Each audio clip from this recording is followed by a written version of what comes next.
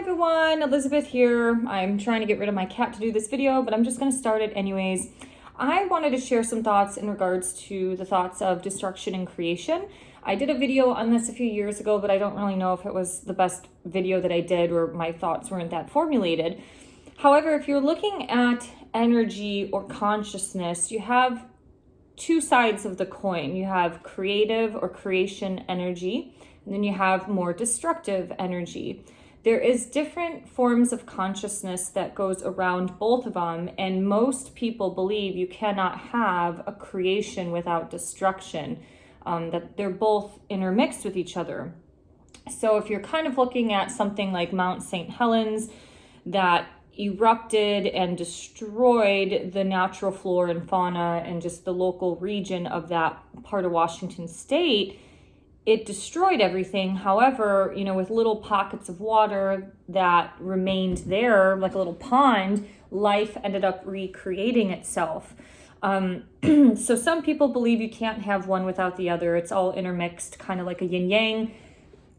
Everyone's opinion on that is a little different.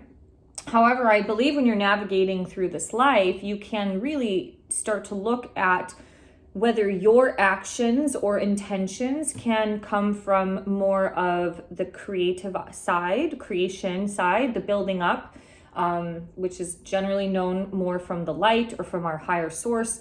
And then the more destructive side is a little bit more of that lower mind, comes from the more animalistic side. You could say it's more satanic or demonic energy in general. And you can apply that understanding with not only things that you do to the world or things that you do to other people, but also understand how some of the global sphere is doing things to their own citizens or to the globe. So pretty much what we're seeing right now is that we've had a system in place of governments for a very long time. And if we look at destruction and creation, if you apply the two energies to what the government is doing, you have the system within the government that basically right now is trying to destroy everything that we have or everything that we've built up. And with that destruction and that collapse of the system is the creation or the new world order. So in order for that new creation to take place, you have to destroy what's in place. Now, on the other end of the spectrum, you have more of the activists and a lot of the freedom fighters who are completely sick of what the government has been doing and all the lies and the manipulation for an extremely long period of time. And so they want more of that system to collapse and destroy itself in order to recreate a new earth that includes better planning and policies that are more in alignment with the higher octave or vibration of the Aquarian energy, such as holding science and research accountable and, getting people off of pharmaceuticals into nature to heal themselves, but also using science to bring enlightenment in regards to how science and spirit, or how our spirit and our creation on this planet is able to change through a myriad of ways, because a lot of the secrets have kind of been held through like the Catholic Church and the government with all of their experiments that they've done, like something like MK Ultra, by putting a bunch of hippies on a bunch of acid and LSD or psychedelics, and how that's destroyed people. So you have to understand that the human body and anatomy operates the same way as nature or the external world does. So for example, the human body, we have anabolism and catabolism. Catabolism, the breaking down. So for example, when you eat something, you break that food down and you swallow it, and it goes into your digestive system where all those enzymes in your stomach is breaking the food down even more. It's sending the nutrients off to what it needs to do throughout the body and then expels the waste. It'll use something like the protein to help build up your body. So when you work out or you do weightlifting, you are building up your muscles. So there's always a breakdown, but you are, for example, when you are like lifting weights though, you are tearing muscle fibers. So you are performing some sort of breakdown or catabolism in the body, but with proper nutrition and the protein, you are rebuilding yourselves up. Nature is the same, it operates the exact same way. So if you look at things from all 4 seasons, you have the building up and the breaking down every single year. So when you're going through life, if you're trying to evolve yourself or trying to tap more into Christ consciousness, you really have to start knowing the difference between creation. I say creative, but I'm not trying to use that in an artistic sense. Creative energy and destructive energy. Destructive energy, if your intention is impure through things like manipulation or stealing or greed or like advertisement men, the ad men, they're completely destructive in nature because their intent is to manipulate and lie to people, basically to manipulate them on an emotional level, to get them hooked on a product that they may or may not necessarily need. So the intention is not necessarily there. An artist who's extremely angry and filled with all of this trauma or terror has a lot of destructive energy, but what they do is they transmute it into more creative energy, and they channel and invert that energy and put it more into their art. I know a lot of artists who suffer from severe mental problems, and I really feel like artists are programmed a little bit differently because they're so tapped into the emotional body. They're completely different than business people who are so tapped into logic. So when you're tapped into all of that emotion, you have all of this energy that needs to be transmuted. And a lot of times we can transmute a lot of anger and frustration, energy that's just destructive in nature that can cause a lot of harm. Like somebody who's packed with a ton of anger can easily destroy themselves and other people, not only destroy themselves internally by being constantly in an acidic state, which is constantly in fight or flight and stress, they can easily destroy other people. So for example, they might reach out to alcohol or drugs that might lead into beating up the person that they live with. They might get so mad that they want to go to the job that they got fired from and shoot up the job because they're filled with so much anger. So that's the intent of it, or people with that type of intention can be really, really destructive on the planet. And that's what we're seeing a lot, especially with like the World Economic Forum and Castro's Canada. That is beyond mind-boggling of what they're doing now, which is freezing people's bank accounts just for having a political opinion.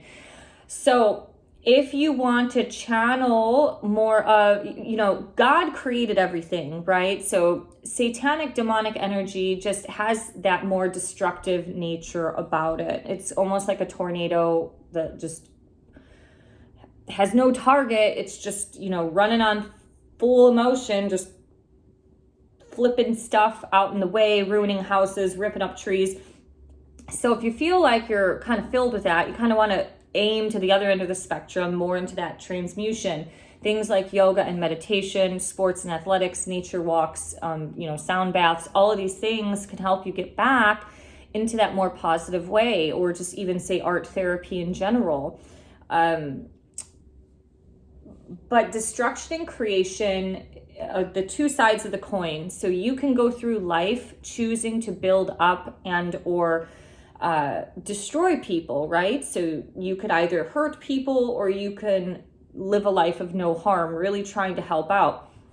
Destruction and creation is very tied into the notions of service to self versus service to others. So some say the service to self is that more New World Order agenda, which is operating life through the God complex, that you are so special that nothing else or no one else really matters. So you go through life hurting other people, taking advantage of poor people in other countries to create these products for cheap. Like you see this in slave labor industries, such as fashion industries that have taken advantage of people in India and Bangladesh and in China and all these other places. It's that service to self, because it's that I want to get the most profit and make this for the cheapest labor that you can, versus service to others, which is pretty much the foundational root of Christianity, which is not thinking necessarily about yourself, but always thinking about others. What gets a little confusing about service to self and service to others, which kind of taps into creation and destruction, or creation versus destruction, is that you have these different perspectives. So for example, I know a ton of people out here in the Northwest who genuinely believe that they are thinking about other people so much that they will sacrifice themselves by wearing a mask and getting a shot, because that is the most kind thing that you can do for humanity. And so they see the other people who are like the people who aren't getting the shot as the service to self, like they're just selfish. That is the manipulative energy, because that's a lot of what communism tries to look at, is this straight flat line equality, and it's sacrificial in nature, because as long as you're doing, everyone's doing it, even if it kills off a bunch of people, like it's totally fine because you signed up to help other people. I don't understand that mentality. So then you have the other side of the spectrum, which people like the freedom fighters, or people who've walked off their jobs or lost their jobs because of these bullshit mandates. Those people actually are more service to others, because they are sacrificing themselves and their income and their well-being and their jobs for the betterment of humanity, to not go down a tyrannical governmental stream, because they have a true understanding of sovereignty and what freedom means. And the funny part about that is is like the other side of the coin, which are the shot Nazis, actually see, the freedom people as the service to self, like they're the selfish ones. So you can look at this on two different ways, but the main basis is, if you look at the two energies, some destructive energy is necessary. So for example, if you have a drug or a sex problem, like you kind of have to go, some of those people have had to kind of destroy themselves in order to realize, like, this is not for me. Destructive energy can only go so far. So people who are choosing more dysfunction, I don't want to say necessarily dysfunctional energy, but just really imbalanced lifestyles, those are the people that end up at some point, like their higher selves wants stability. It wants more function into life. So the two sides of the coin, creation and destructive, you can look at it as dysfunctional and functional. So if you think about functional medicine, it is traditional Western medicine that combines holistic Eastern medicine as well, or Eastern philosophies, some more spiritual foundations. This type of medicine has been more beneficial for most people than your traditional Western medicine, medical, that is a little bit more dysfunctional, because it's keeping people in a loop, right? So you take this drug and it has a side effect of a heart problem, or you take this vaccine and now you have myocarditis, now you got to get on a heart pill. So this is like kind of dysfunctional. So you have creation, destruction. You can think about it from other ways of good and bad, or light and dark energy. All of it is kind of necessary, but the more you heal yourself and heal these wounds and trauma, you don't actually need to walk into the darkness. You don't need, the spiritually sound people don't need to be tempted by destructive forces. They don't need to destroy themselves. For me, I honestly don't even know why or how we have to even destroy the wealth and the abundance that we built up in our Western world. People are choosing to side out of ignorance and manipulation from mainstream media. They're siding with people who have true satanic, demonic, whatever, destructive intentions for us. And that kind of blows my mind a little bit. Some people like to combine both of these terms together and say creatively destructive or destructive creation. Okay, maybe it is. But my point being is, if someone or something is trying to destroy you, it's generally not good. If you are trying to destroy someone else, that's generally not good, okay? If you are trying to build yourself up by healing yourself, going to whatever, yoga or a psychologist, whatever, that is beneficial. That's going to build you up to bring you more to Christ consciousness. I hope some of this can be helpful for you to see how this energy is used, not only in your actions, but also on a global sphere. Like, how are these politicians or these organizations trying to help or hinder or destroy our countries, our global sphere, collaborations, our policies? Trying to destroy the middle class is a big thing that's happening right now. And you can also apply this energy to what other people are doing to you. So if somebody is trying to tempt you to cheat on, so if you're married and you meet somebody who's highly attractive and they're trying to tempt you to cheat, generally you see this with men who find another woman attractive outside of their wife, and things get complacent at home. I mean, she is the apple that is trying to not only destroy your marriage. She might not have that intention. She might be truly in love with you, but that is destructive in nature. Cheating leads to lying and sneaking around. It's not positive energy. It's not God consciousness. God wants people to be together in monogamous relationships, whether you're married or not, because love is the foundation. It's the foundational energy. Love is the glue that keeps us together. So as you see how the family unit has been destroyed over the last 60 to 70 years, you can see every decade it's gotten worse and worse and worse with the increase of the material world. So you had a lot of the hippies destroying themselves with a bunch of drugs and psychedelics in the 60s and 70s. And then you had a lot of desk jobs in Wall Street coming up. So you had all that money and greed of the 80s.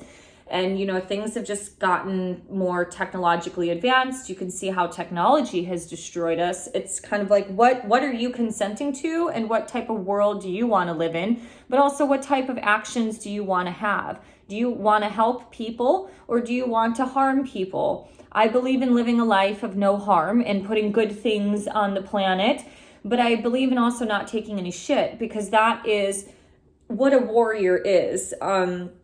Kindness can be a weakness. That will be a separate video in itself. This video has been long enough, and I'm sorry. I'm in between all these fitness classes, so my hair looks horrible because I'm all sweaty. So thank you for liking, sharing, and subscribing, and I hope to see you again. Bye-bye.